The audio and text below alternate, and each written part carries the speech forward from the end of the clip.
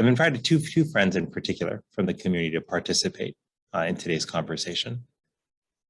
First is Kelli Harding, a physician, a public health expert at Columbia University. She's also, very importantly, I think this might be her most important title, a parent and the mom of 3 boys, an 8th grader, a 6th grader, and a 3rd grader. Kelli lives in New York City, and she has a practice in clinical psychiatry, and she also teaches medical students at Columbia. Kelli recently authored a wonderful book called The Rabbit Effect: Live Longer, Happier, and Healthier with the Groundbreaking Science of Kindness.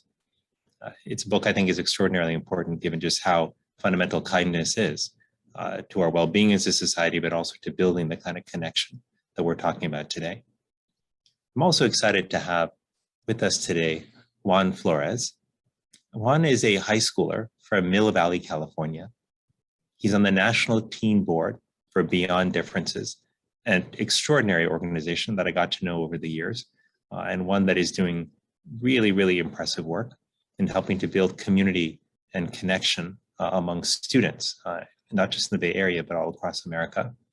Juan works with fellow youth activists from around the country to really address social isolation and to work on that culture piece we were talking about earlier, to create a culture of belonging where people are celebrated for their authentic selves. Juan is a proud son of Mexican immigrants, and I'm really happy to have him with us today. So to start off our conversation, Kelli, maybe we can start with you. I wonder if you can just tell us a little bit about what the pandemic has been like for you, especially as the parent of 3 young children. What's it been like, and how has it affected how you think about parenting?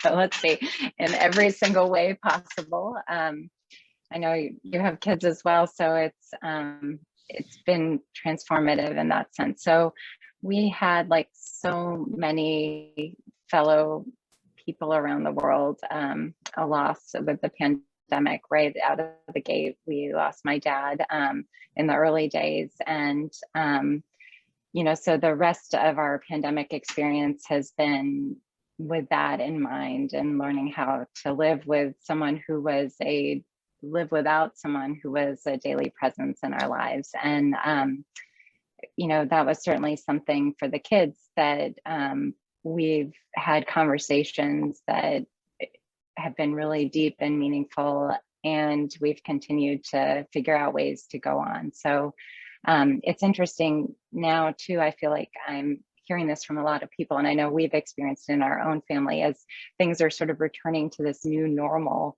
In a way, we almost notice the holes more because what had been before is no longer. And so it definitely has this sense of an opportunity to reflect, and also an opportunity to rethink how we go forward. So I have to say, I am so delighted we are having this conversation, because I think what would be a real tragedy is if we went back to how things were before and not take all of this that we've been through and actually make ourselves stronger as individuals and as a society. Well, Kelli, first of all, I'm so sorry about your father. I mean, what a huge loss. And I'm sorry for that loss and for everything your family has gone through. This has been one of the great tolls of this pandemic, is we've not only lost our way of life in so many ways, but we've lost the people we love. Nearing 700,000 people, in fact, that we've lost in the country, which is just really heartbreaking. My best wishes and condolences to you and your family. Juan, I want to also bring you into this conversation and to think about, you come from such an interesting perspective, because you are a young person going through the education process, seeing the system from the inside out, but you've also been working hard to shift the culture and practices in educational institutions to make sure that we build that culture of connection we need, frankly, more broadly in society. I wonder if you could tell us a little bit about your personal experience of the pandemic, Juan. How has it been for you, for your family? So there were so many things that happened during this pandemic. I had to witness my mother lose her job at the beginning of March, because her employers were frightened that one of us might be carrying the virus. And so, yeah, it was really hard to see my mother receive that call saying, I'm sorry, but we want to be safe. We want your children to be safe. We're going to have to let you go. And I remember my mother just crying. I had to be alongside her to witness that. And I told her, Mom, don't worry, I'm here. I'm going to support you. And as a result, my mother was contacting friends to see if they knew anyone that was looking for someone to get their house cleaned or to have someone take care of their children. Because as a result of the pandemic, a lot of us switched to distance learning. So the kids were in the house often, and my mother did not give up immediately. She kept looking for the perfect family to work for. And so I remember having to translate an hour and a half long conversation from Spanish to English, then from English to Spanish, just so my mom could get a new job. And luckily, she was able to get that new job, and now she is working with that family as of now.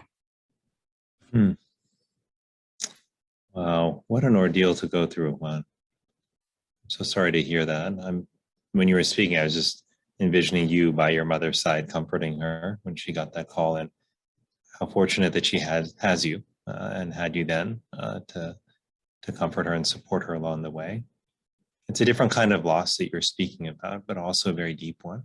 To lose security, to lose, one's ability to support one's family, that is not easy. I'm curious, as you think, Juan, about what young people have gone through across our country during this pandemic, disruptions in school, uncertainty about when they're going to be able to see their friends again. Tell us a little bit about how you think young people may be thinking about social connection and human relationships in this moment. Like, how do you think the pandemic has affected that? So thank you for bringing that up. So I am currently a high schooler, and I remember that once we shut down for 2 weeks because of the pandemic, which ultimately extended to over a year and a half of distance learning. Within that period, many students were confused. We were alone. We were in this bubble during the pandemic that we just couldn't seem to pop because we didn't have anyone to go to, like physically, because we were all scared of, getting infected with the virus. And so with distance learning, we came to Zoom calls, and instead of maintaining that the same connections we had in person and doing that the same thing virtually, it just wasn't the same thing because we had the ability to turn off our cameras, mute ourselves, and we reached a point where we just forgot how we saw each other, how our voices sounded, what our names were. So, and once we went back to school in person, I remember walking into my first period class and seeing a sea of faces who looked at me, and they didn't seem to recognize me. They didn't even know my name. And I was also in that position. I looked into the sea of faces and I tried to remember at least one of their names, but I couldn't because we all had our cameras turned off. And it was just heartbreaking because it was like stepping into a new world, and I just felt isolated. I felt like I didn't know anyone, but I also knew that I wasn't the only one that felt that way. Wow. And Kelli, I see you're nodding your head. It sounds like this is an experience that sounds very familiar to you. And I'm curious, as you think about what Juan said and the experience that young people have had, like, what's it been like for your kids during this time? And more broadly, you see patients and are seeing people from all walks of life who are experiencing the pandemic. But I'm curious what sort of experiences you're hearing about, but also what kind of lessons like you're gleaning from their stories about maybe the lessons that we can apply to our post-pandemic lives. So first of all, I would say that there's been, especially as we're entering the fall and, many back in the classroom situations, it's awkward, right? And it's awkward on so many levels. And even, I find myself feeling awkward, and I typically am a very social person. So and I know I've seen it with my kids too, forgetting people's names is very common. And it's interesting because we're all sort of collectively going through this work in progress together. I think so a piece of it is sort of giving ourselves a little bit more space to just recognize there's going to be some degree of it being awkward for a while. And it also gets at that idea of loneliness is the subjective feeling of being separate from others. So you can be surrounded by people all around you and still feel lonely.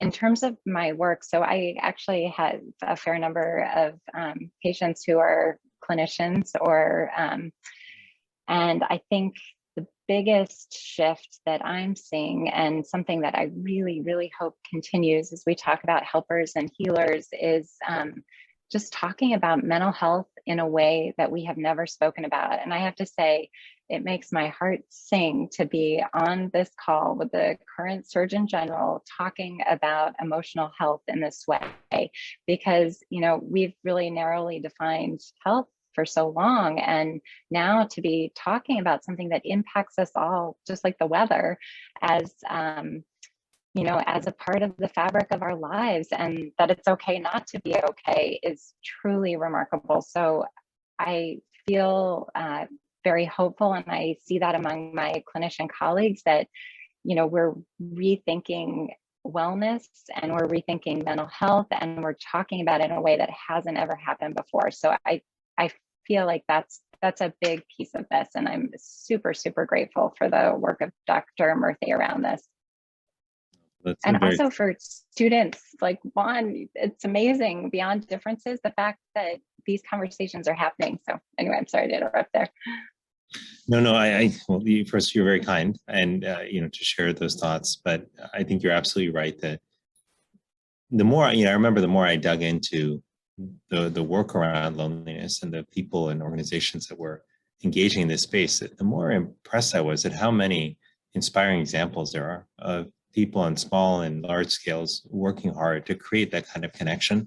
I don't think they get the attention or the support they often need and deserve, but that is part of what building a movement is all about. It's about making sure we can shine a light on those individuals and those organizations that are doing good work, how we can connect them to one another so they can support and learn from one another, and how we can all support those efforts, recognizing that we all do better when we have greater connection.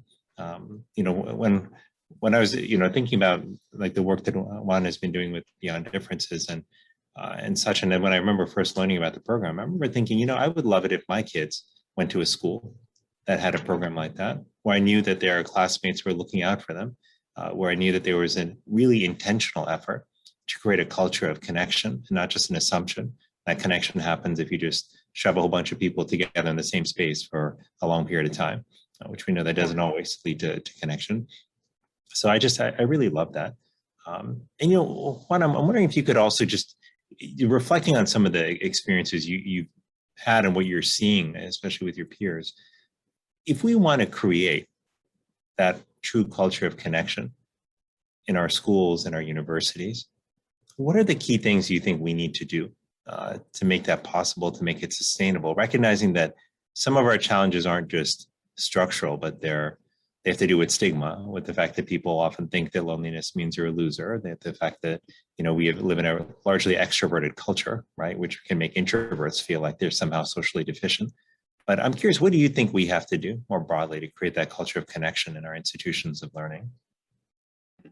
So I would have to say that we have to celebrate our authentic selves. We should not shy away from fearing these like extroverts that we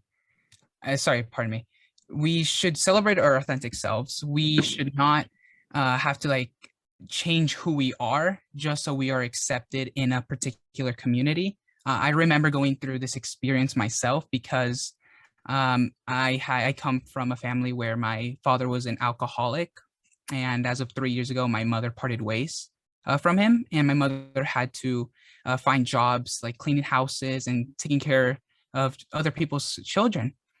And as a result of that, I often felt ashamed to have a mother that did this, because I went to school where most of the students' parents were doing business deals at the top floor of a San Francisco building. And so whenever I tried to engage in a conversation with one of the students, they would often tell me, what would your parents do for a living? And I had to tell them, well, my mother cleans bathrooms for a living. And they just look at me and then they just confused. And they're like, oh, okay. And then, but I from that point on, I tried to just shy away from embracing my true self, from embracing the family I come from. I feared embracing the background I came from. But as I began to share this experience with my mother, I began to notice that I should take more pride, because my mother doesn't just clean bathrooms. She is resilient. She is hardworking, and that I should be proud that my mother is hardworking. And from now on, every time someone asks me, "What do your parents do for a living?" I just show them my authentic self. Well, my mother cleans bathrooms. You know why? Because she's a hard worker. She is resilient, and she has 2 children that are bound to go to college. That's why she cleans bathrooms. Wow. I just like wanted to spontaneously applaud when you said that. That's powerful. What you just said. That's really, really powerful. And I hope your mom has heard you say that before, because I imagine how proud she would be to hear her son saying that and affirming her contribution to society in that way. Because I think that's actually exactly what it's about, right? It's about recognizing that we all contribute in different ways to society, but the dignity that we bring to our lives and to the world is not dependent on how many dollar signs are associated with the deal or how fancy our title is. Right? It is something deeper about the quality of the service that we do that can't be measured by those metrics. But it's not always easy for people to recognize that or understand that. And I just love what you did to articulate that. I think, more broadly, when I think about you started this off saying that we have to be our authentic selves. Like, to me, there's something really powerful about that, because when we show up as our full selves, that's when we can be at our best. It's when we can truly shine. It's when we can be creative. It's when we can, forge the strongest connections with other people. So the question is, what prevents us from doing that? What prevents us from being our true authentic selves? And I think when people are told, either directly or indirectly by society, that who they are, where they're from, or what they do is not valued or is not legitimate in some way, that chips away at their sense of self. It makes them hesitant to show up as their true self because they feel like that's not valued. And I think about young people growing up now, and frankly about people my age and older who have already gone through their education, but who are also still struggling with how to show up, as your authentic self. And I think about all those forces that chip away at that sense of self that we have, that tell us that who we really are somehow isn't good enough. Maybe the career we want to pursue isn't good enough or fancy enough. Maybe the internship that we're going to get out of college is not fancy enough, or it's not going to look so, as good on our resume. And so we don't pursue those things. But anyway, I think that as we think about this, the subtle clues that we send people as to whether or not their choices and their background in their life are worthwhile are often quite subtle, right? It's just, think of the reaction that kids had, like when you told them that your mother cleaned bathrooms, that awkward pause, that look of doubt or concern, or perhaps in some cases, and I felt this, in my own experiences as a child, feeling like I was sort of looked down on or ridiculed by people who didn't like my background, like that feeling of pity, like, oh, that's too bad, like that, they have that kind of life. And so when I think about those kind of experiences, it reminds me that in very subtle ways, we can convey either disdain or encouragement, in our own reactions. And to me, that means that we all have power, right? We have extraordinary power to lift people up, to remind them that who they are and their unique path that they're taking is genuine, it's valuable, it's legitimate, it's just as important as the paths that others may take, even though they may be very different. Kelli, I know you've obviously thought about this a great deal. You've written about it so much, but when you think about this broader goal that we started this conversation talking about, how do we create a more connected world? How do we create a culture and a society that has a strong foundation of human connection? If you could be, master of the world and just design things any way you want, what are the big things that you think we need to change, whether that's in our culture or in our policies or in how we design institutions? In your mind, what are the biggest levers that we need to pull to build that culture of build that sort of more connected society? Well, I have to say, just that question, thank you. I feel like I have a million ideas. I'm just going to start with a couple.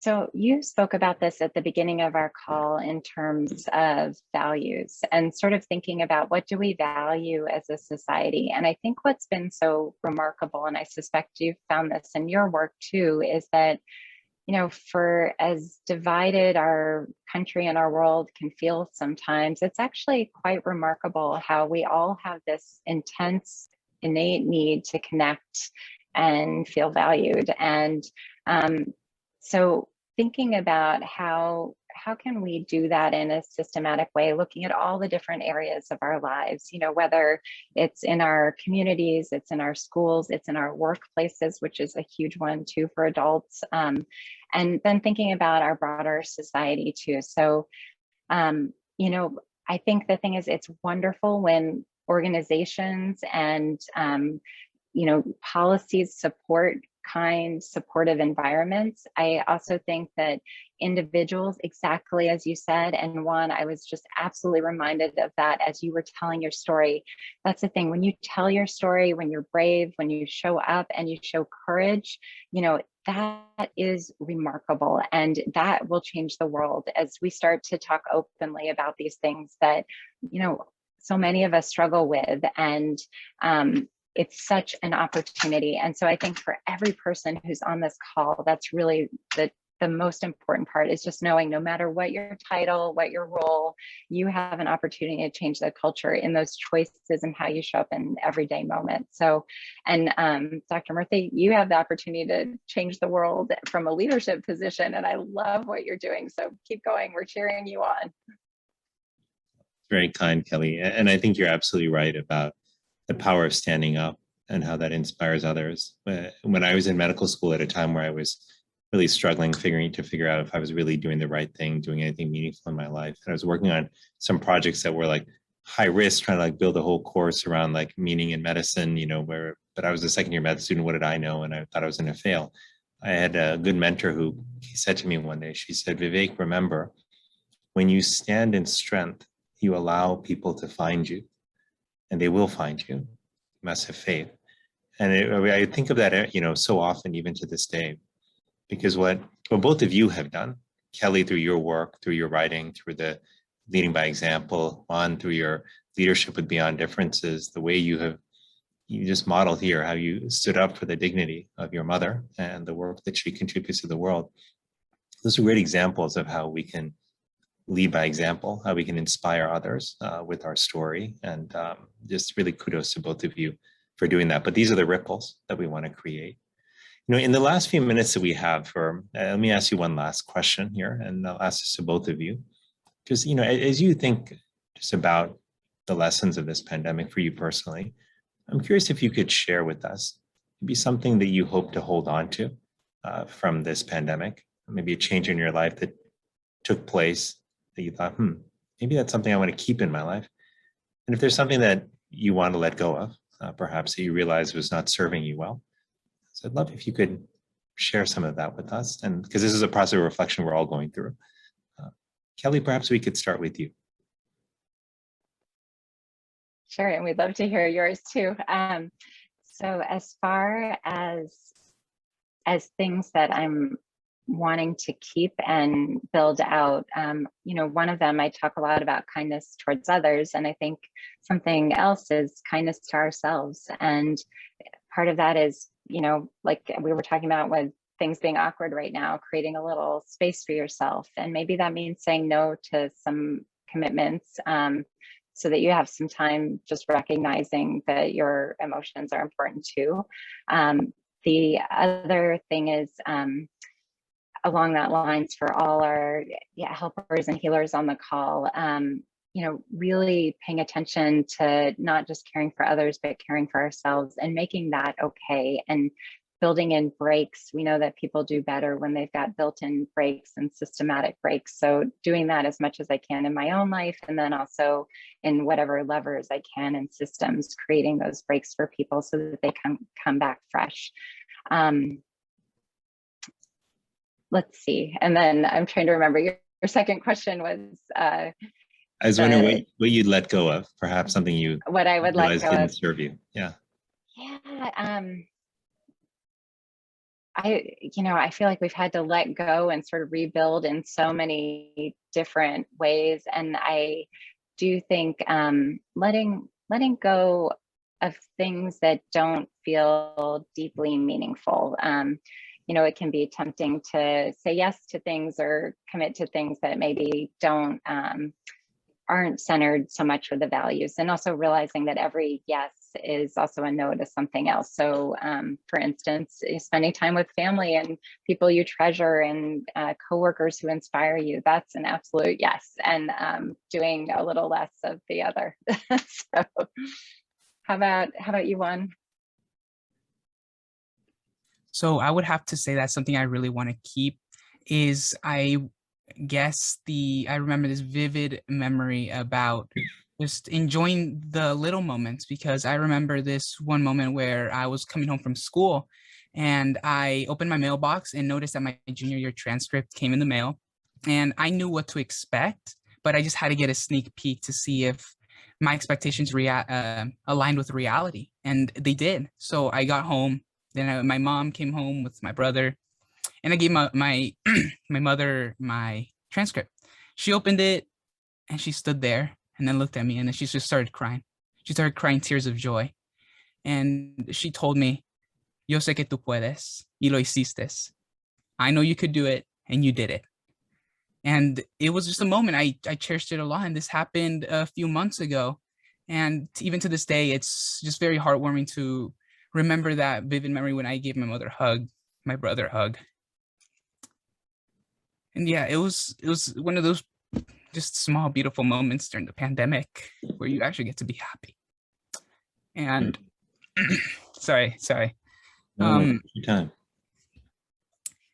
And when I something I really want to, I guess, let go of would have to be, I guess, the toxic masculinity of my father, who was an alcoholic and very verbally abusive with my mother. It was very hard growing up with that type of influence in the house, but sometimes you got to push forward.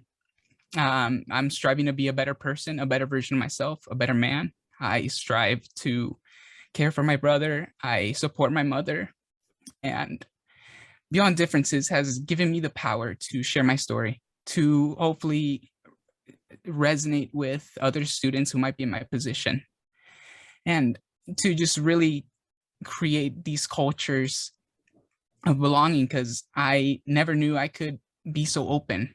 I never knew I could share my story. And I know there's a lot of students who just keep these stories to themselves when they could be talking more openly about it. They can resonate with me, they can resonate with others, and together we can come together to, I guess, give more power to our voices. And yeah, that's what I would have to say I want to do. I want to uplift my community. I want to lead change. And yeah. That's incredible, Juan. Thank you for being so honest and so open.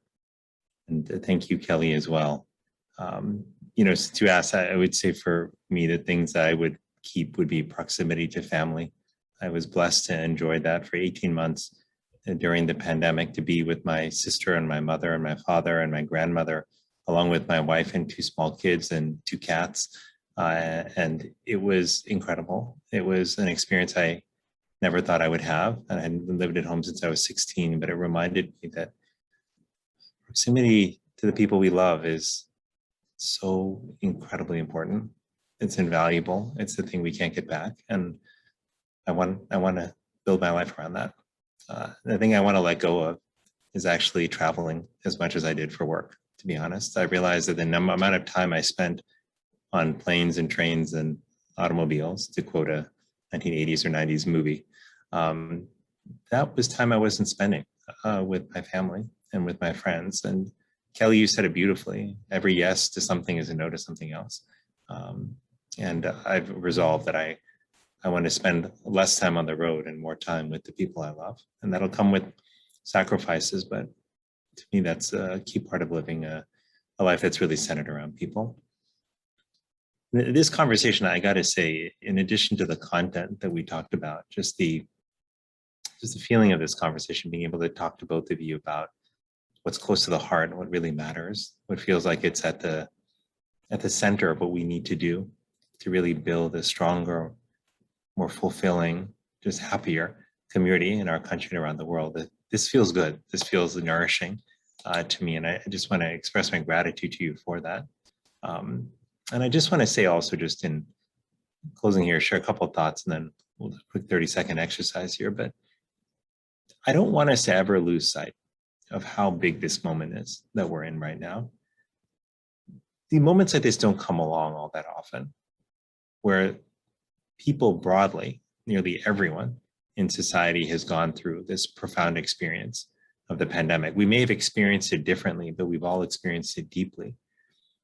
And this moment gives us a chance to rethink the reality that we want, to rethink what kind of society we want to live in. And so I find myself thinking about what we are going to do with this moment. Some years ago, I remember at a conference with a good friend who was telling me, during one of the breaks, about this extraordinary experience she had being part of the March on Washington many, many years ago with Martin Luther King out on the National Mall in front of the Lincoln Memorial. And I was fascinated listening to this conversation. And she talked about how incredible that moment was, about how important it was for her to show up, to stand up for values she believed in, for a cause she believed was just. And how years later, she was able to tell her kids and now her grandkids about how she, as a young woman, marched with Martin Luther King and thousands of other people for a cause that she truly believed in, a cause that ultimately helped change the America that we know for the better. And I find myself thinking about what the future will look like for all of us as we reflect on this moment of extraordinary change, but also extraordinary opportunity, a time when the profound issues we have struggled with loneliness and disconnection, have not only been laid bare, but their connection to the other challenges we faced, whether it's mental illness or physical illness, whether it's political polarization or other challenges, that the connection to human relationships has become all the more clear. Think about this moment that we have to refashion our lives and our society around people instead of around work or other considerations. And I wonder, what will we tell our children and our grandchildren about this moment in 5, 10, 15, 20 years? What will they read about in the history books when they undoubtedly read and study about the great coronavirus pandemic? Well, while that history is still being written, what I want to be able to tell them is that in a time of anger and despair, that you and I and all of us on this call, that we brought hope and a renewed sense of community to a world that was hungry for human connection. I also want to tell them that we stood up with courage and conviction and spoke our truth about what had to change, even though it was difficult. It may have been counter to prevailing culture. I really want to be able to tell them that we led by example, that we put our people and our relationships at the center of our own lives and at the heart of how we made decisions about our time and our attention and our energy. What all of us are doing together, with the opportunity to do at a scale never before imaginable, is to build the kind of people-centered society that the world has needed for a long time. And the people on this call, those of you listening today, those who understand the power and importance of human connection, you are the people who can make that change happen, who can drive this movement together in ways that will benefit not only us, but our children and future generations. And speaking of our children and future generations and the people we love, I want to close our session today with just a brief reflection. I'm going to ask you to close your eyes for 10 seconds. Take a deep breath and to think about the people in your life who have been there for you over the years, people who have supported you during difficult times, the people who have been there to celebrate with you during your moments of joy, the people who have sat with you in silence, witnessing your journey, supporting you with their heart, the people who know you and who remind you when you forget of who you are and of why you will always have value and worth and meaning to bring to the world. Feel their love flowing through you, renewing you, uplifting you, and filling you with peace. And know that that love is always there for you, even when they are not physically present, because it resides in your heart. Now open your eyes. What you felt in that time, in that brief reflection, was the power of human connection, the power of love. We have it within our grasp to feel that love, to share it with others, because we have the ability to build relationships, to invest in relationships, to show up for one another when it counts. And so as we go forth to do this work, I hope for all of you is that you enjoy deep human connection in your own life, that it sustains you during this difficult and challenging but important work. And my hope is through the work that you will do, through the example that you will lead by, that you will inspire other people also about the power of human connection and to live lives that are truly centered around people. Juan, Kelli, thank you for being here, for the gift of your insights, your presence, and your example. And I hope we'll all get to talk again really, really soon.